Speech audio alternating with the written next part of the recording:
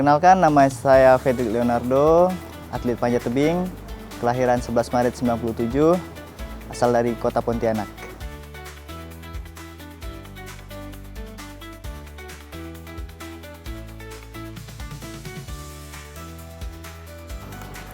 Kalau saya sih biasa aja ya, kayak setiap pertandingan yang sering saya lakukan biasanya dengerin musik, tidurnya lebih lama dan juga biasanya mengkonsumsi coklat sebelum pertandingan.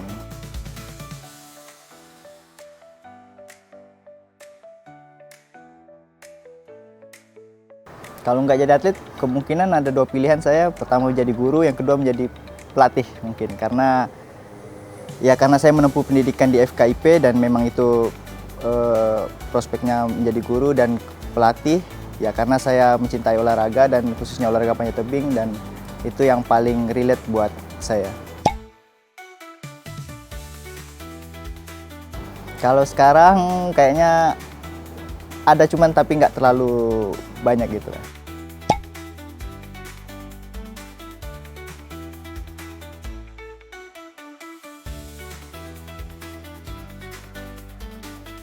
Kalau film tentu ada, itu banyak film-film dokumentari dan juga menginspirasi dari atlet-atlet luar negeri yang memberikan contoh bagaimana kehidupan atlet, bagaimana perjuangan mereka. Kalau untuk buku, ada buku yang pernah saya baca judulnya Atomic Habit dan itu memberikan dasar gitu bagi saya pengetahuan bahwa segala sesuatu itu nggak bisa kita dapatkan instan, butuh proses walaupun hanya dari hal-hal kecil 1%, 2% per hari dan itu akan memberikan dampak yang luar biasa kepada kita sebagai individu di masa depan.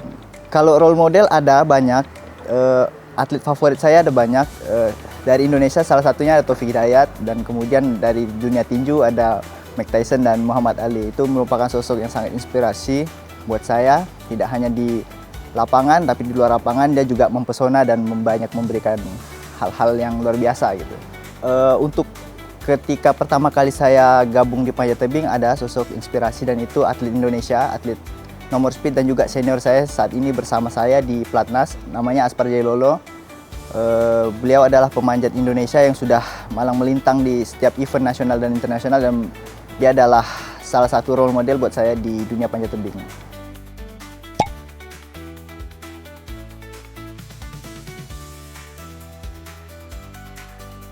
Sebagai atlet ya saya punya tugas dan tanggung jawab. Yang pasti saya sudah punya skala prioritas. Yang menjadi prioritas saya pertama adalah latihan dan bertanding. Kemudian istirahat dan jika ada waktu yang memang lebih ya saya bisa gunakan dengan aktivitas-aktivitas yang di luar hal tersebut.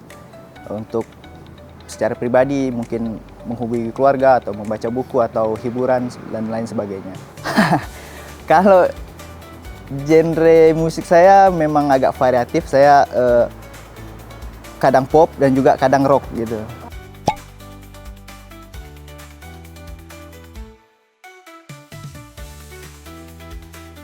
Kalau musik saya nggak pernah terpikiran karena memang saya nggak punya basic di musik dan juga memang hanya tertarik dengan musik karena memang itu sebuah karya seni yang luar biasa menurut saya. Kalau untuk buku ya mungkin karena memang banyak dari atlet-atlet di Indonesia dan di luar, mereka karena menjadi sosok yang sangat luar biasa, pengalaman dan juga kisah inspiratif mereka itu dituangkan dalam sebuah buku agar pengalaman tersebut bisa dibaca oleh orang banyak.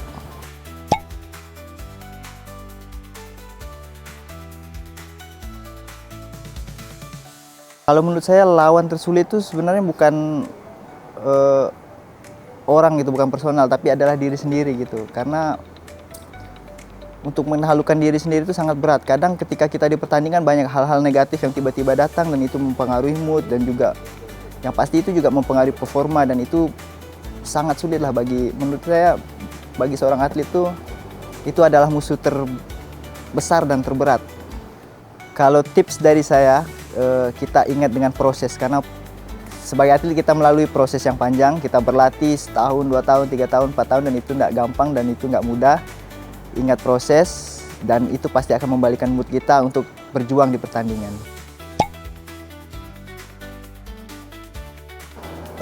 Itu menurut saya manusiawi, semua terjadi kepada semua kita sebagai individu dan saya pernah mengalaminya. Dan cara untuk comeback dari hal tersebut adalah mengingat dari perjuangan, kita mengingat bahwa kita ada orang di belakang yang mendukung kita ada punya teman, keluarga, dan selalu support kita dalam kondisi apapun. Dan itu salah satu faktor yang membuat kita bisa kembali ke mood awal gitu.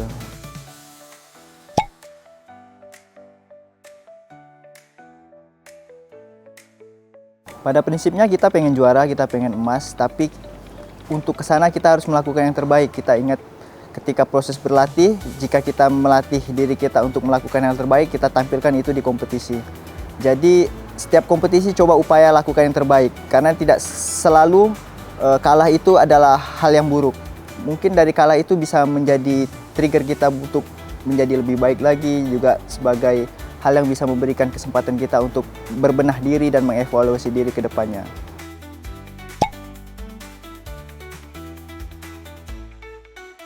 Kenapa panjat tebing? Awalnya ya karena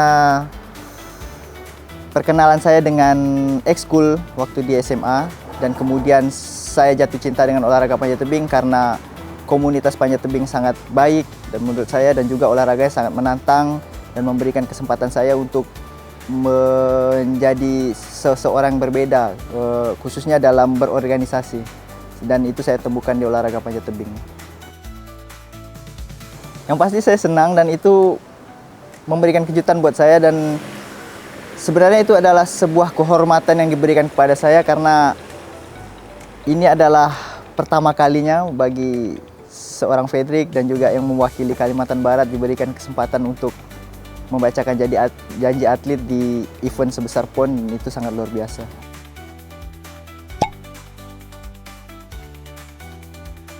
Target dan goals ke depan ingin tetap konsisten, selalu berada di podium untuk event internasional yang saya ikuti, terus memberikan yang terbaik buat Indonesia, memberikan prestasi yang terbaik yang membanggakan Indonesia, dan terus bisa tetap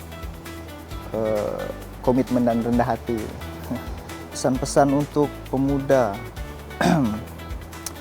gunakan waktu sebaik dan semaksimal mungkin, dedikasikan masa muda Anda untuk melakukan hal yang baik, hal terbaik untuk Indonesia, untuk diri Anda, untuk keluarga, dan jadilah pemuda-pemuda yang membanggakan Indonesia.